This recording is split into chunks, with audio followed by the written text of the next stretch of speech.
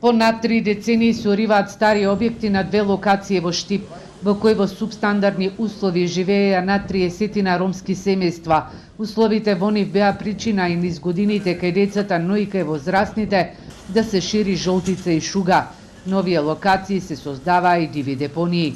Градежната механизација влезе во објектите кај хотелот Гарни и во старото нервно оделение, откако вчера 41 семејство од социјален ризик ги добија клучевите од нивните нови домови во типските куќи во населбата Мирјанина црква.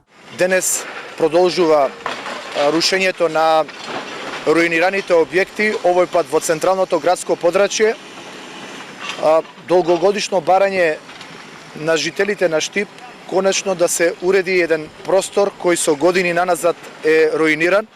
Морам да потенцирам дека овде беа сместени неколку ромски семејства кои во меѓувреме добија типски објекти и се опфатени со проектот типски објекти. Во централното градско подрачје просторот ќе се уреди за паркинг, а кај старото нервно оделение долж булеварот Партизанска ќе биде зона за домување.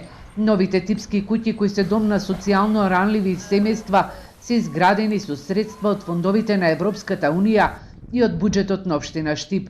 Оваа инвестиција чини 650.000 евра.